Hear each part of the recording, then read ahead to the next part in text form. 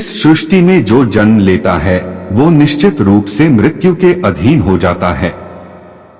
भगवान श्री कृष्ण कहते हैं कि इस मृत्यु लोक का हर एक प्राणी, चाहे हो मनुष्य हो, पशु पक्षी हो या फिर पेड़ पौधे हो, हर सांस लेने वाला प्राणी अपने जन्म के साथ मृत्यु को भी लेकर आता है।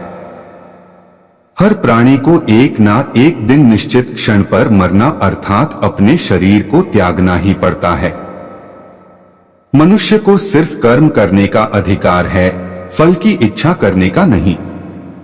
मनुष्य को चाहिए कि फल की इच्छा त्याग कर कर्म को अपना धर्म समझकर करे, क्योंकि जो भी मनुष्य फल प्राप्ति की इच्छा करता है उसका मन फल के बारे में सोचकर अपने कर्म और कर्तव्य से विचलित हो जाता है और उस इंसान को वो फल प्राप्त नहीं होता है जिसकी उसने इच्छा की हुई थी।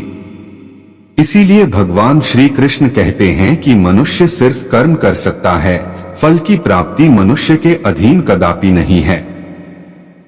जो लोग फल की इच्छा से ही कर्म करते हैं वे लोग सुख दुख आदि के चक्कर में फंस जाते हैं और उनके मन की शांति नष्ट हो जाती है। जो मनुष्य फल की इच्छा को त्याग कर कर्म को अपना धर्म समझकर करता है उसे फल की प्राप्ति अवश्य होती है, जिसे उस व्यक्ति को विधान की इच्छा समझकर स्वीकार कर लेना चाहिए। ज्ञानी व्यक्ति इसी योग को अपनाकर कर्म योगी बन जाते हैं।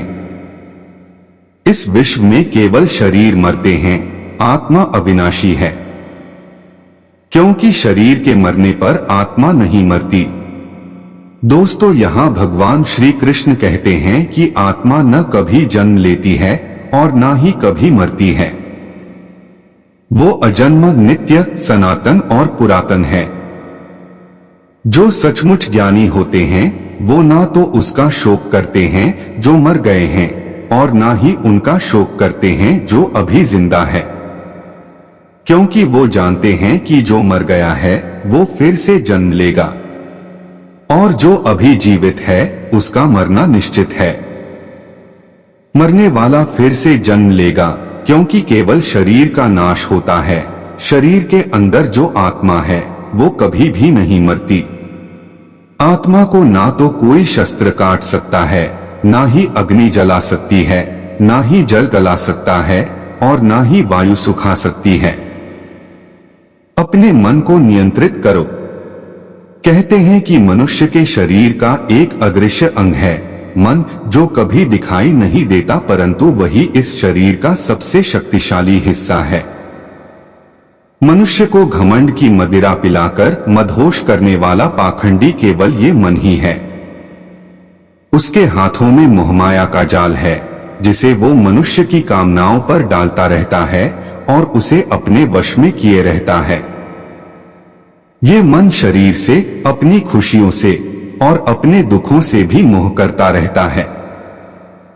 खुशियों में खुशियों भरी गीत गाता है और दुख में दुख भरे गीत गुनगुनाता है। अपने दुख में दूसरों को शामिल करके उसे खुशी मिलती है। किसी भी मनुष्य को उसका मन जीवन के अंत तक अपने जाल से निकलने नहीं देता। ऐसा तब तक होता है जब तक हम अपने आप को मन के अधीन रहने देंगे, क्या है कि तब तक हमारा मन हमें नाच नचाता रहेगा। मनुष्य का मन इतनी फुर्सत नहीं देता कि वो अपने अंतरात्मा में झांककर अपनी आत्मा को पहचाने और इसके जिस परमात्मा का प्रकाश है उसका साक्षात्कार करें। किसी भी जीवित प्राणी के लिए आवश्यक है कि वह अपने मन को काबू में करके अपने अंतरात्मा में झांककर देखे, तब उस आत्मा के अंदर उसे परमात्मा का प्रकाश स्पष्ट दिखाई देगा, जिसे हम परमात्मा का साक्षात्कार कहते हैं।